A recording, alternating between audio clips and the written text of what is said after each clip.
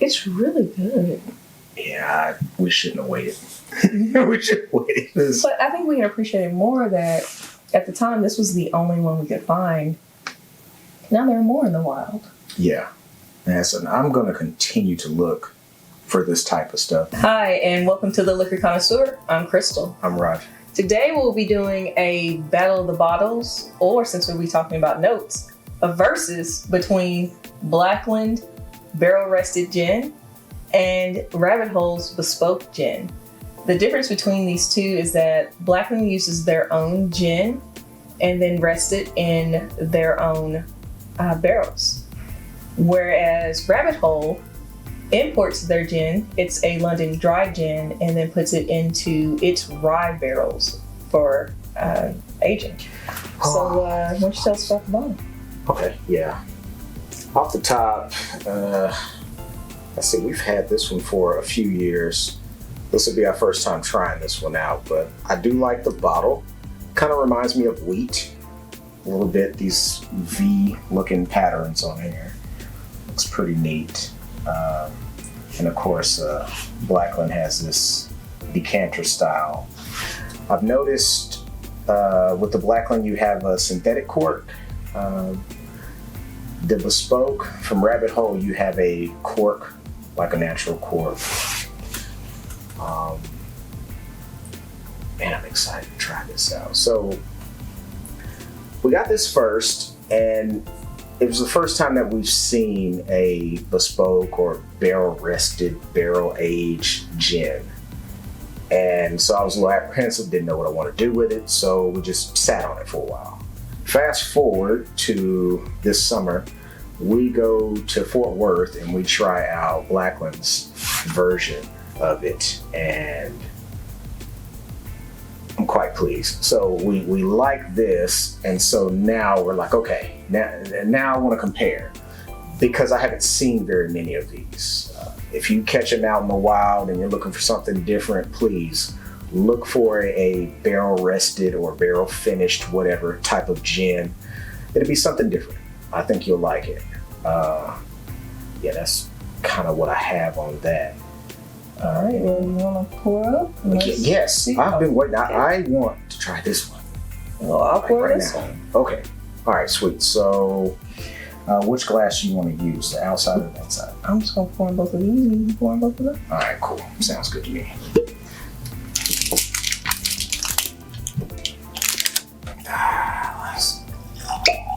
Ooh, that was nice. Mine's better than yours. Mm-hmm.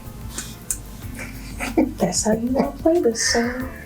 Well, at least the cork pop was better than yours. All right. Let's see if I gave you a good pour like you gave me last time. Okay, so that was just a mistake. I didn't mean to do you like that, but it was fair. I mean, I'll kind never of. forget.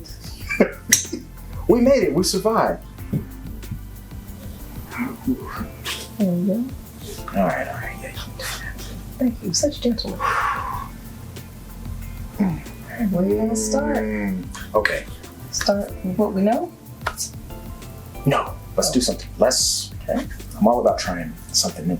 I'm excited. So let's go with the Rabbit Hole. I try this out. Okay. First off, yeah. Got a lighter color, more of a straw color to it. Definitely in that juniper from the gin. I feel like there's some citrus notes, maybe.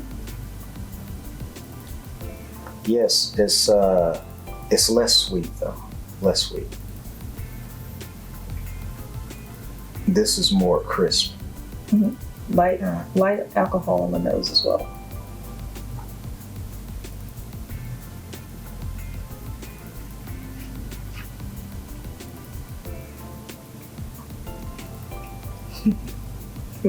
Looking at their website, it's definitely juniper forward. Yes.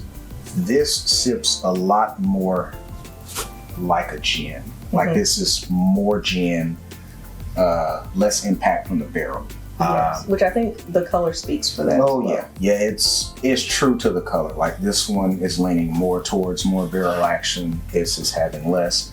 I'm not sure on the months how long they're holding here, but it's I think it's also wise to note when you're distilling in Texas, especially in the summer months, it can change the aging process. It can speed it up. Yeah, you get a little bit more barrel impact in the Texas heat than you would even in Kentucky. So, yeah. Second sip.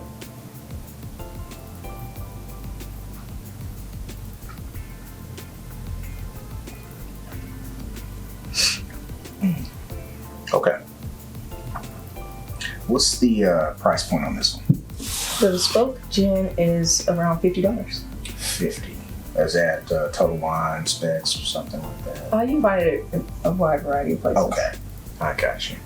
Okay. Also at your local liquor stores. All right. Now, because we're doing two, we're going to cleanse the palate.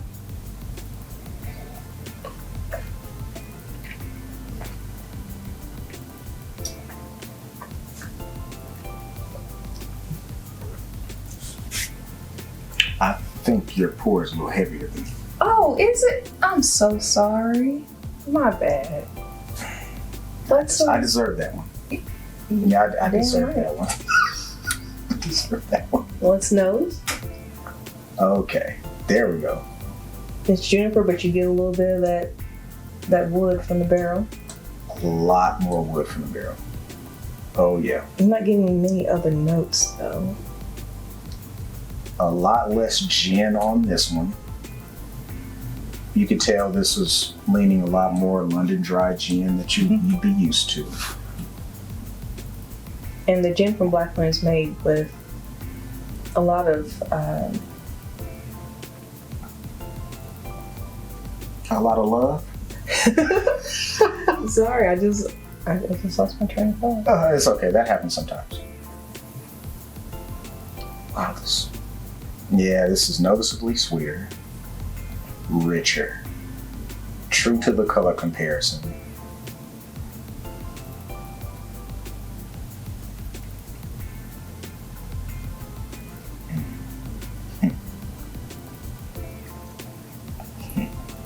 It's a mix between the barrel and the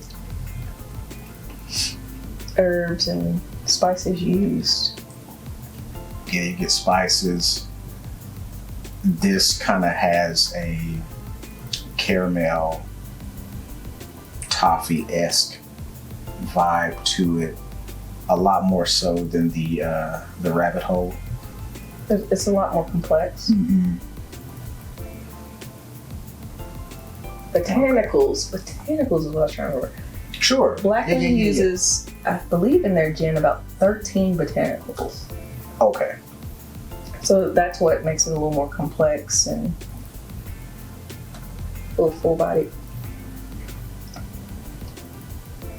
Okay, so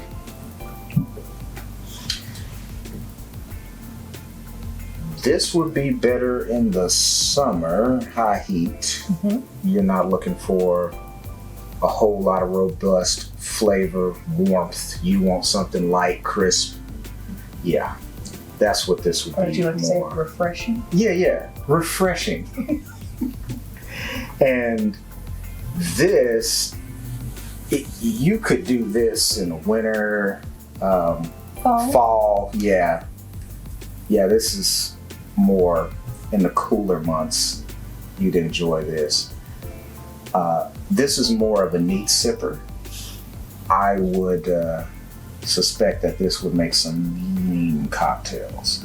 It's okay as a sipper, but I think its strong point would be in cocktails. I could see it being a monster with cocktails in comparison. But what's the price point on the Blackland The Expression? Blackland is actually around $32.50. We picked this up direct from the distillery. Yeah. We went in there, and it's actually, when you do the tour, it's not a part of the tasting menu, but you can't order it from their bar. Mm-hmm. And we tried it before the tour, and it was just amazing. Oh yeah. And if you get a chance to go to Blackland, they have some top tier cocktails there, and their bartenders, well, they match it. So it was a good time. Yeah. Really good time. And the tour was great. They are really innovative in the equipment they use. and also how they utilize their space. It's a small distillery, but they make every square foot count. Yeah. I honestly, when we first saw the Rabbit Hole, I didn't know they made a gin. No. Rabbit Hole is more of the whiskey side, and then we love their whiskey expressions. I have a couple of those now. We have the Derringer. Okay, yeah. I don't know if you guys can see up top, but it's at the top. It's somewhere up here, yeah. But the Derringer is the one that is actually finished in a sherry cask. Gotcha. I've only seen their facility on YouTube, so. And it's a beautiful facility as well. Beautiful looking facility. I'd like to tour it. Maybe one day on my wish list, we can go hang out there. Sure. Okay. Yeah, I'll get right on that. Yeah, we appreciate that. Well, what do we think? In this versus? In this versus. We talked about the notes from both. Let's see who. The stylings, packaging. Who would win? Nah.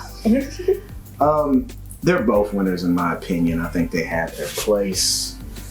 But if you're out in the wild and you can't catch this one because you can't get by the distillery, or it just so happens to not be in specs or Total Wine, if you see this, go ahead and grab it. This would be a good introduction. It's a lighter version. I say it's less complex, but this is a lot more complex than your gins that you're used to. That barrel just does something special to gin that I would have never expected. It does, but we can't discount that this is done in a rye barrel. Yes. So there is a little hint. You get a spicier component. Rye, yeah. But not the barrel itself. Yeah. It's good. Like, this is how I would prefer to have gin. Blackland also has a gin. It's good. To me, it's not as good as this. I'm partial to the impact of a barrel. That's just how it goes for me. So I think a barrel does pretty much any spirit wonders. And if you want to know more about the impact of a barrel towards the alcohol, check out our latest blog post on theliquorconnoisseur.com. Oh yeah. All right, well, I gotta get back to sipping on this one. I'm not partial. I'm not. Just make sure you finish this pour right here. Yeah. I was fair this time. I want you to look at this. Know that I poured this one and it was a lot lighter than the pour she gave me. It's not fair. I know it was just simple payback, but I owe you one. Mm-hmm. Hey, not cheers into that. Mm-hmm. When you look at the paths that we choose for our connoisseurs, I would say the bespoke, I would put as an intermediate. And the Blackland, I would put at an expert. Someone that's had gin, understands the botanicals, and could appreciate the barrel flavor. I can see that. Yeah, I agree. This is, they really pushed more barrel over here as far as flavor impact goes. This is a step in that direction. You get it, but it's not overwhelming. If you love gin and hate whiskey, come over here. This will be home for you. If you're not a big gin fan and you love whiskey, this is your home right here. If you're looking to try to get a little bit of the botanical flavor, pinky toe into gin, but not go too far, this is actually leaning more whiskey than this is for sure. And it's a clear, I think it's more half and half. This would probably be, if you had to do a percent wise on the flavor profile and even the nose, this would, percentage wise, I would say this is 25-75 right over here, leaning more so towards the gin.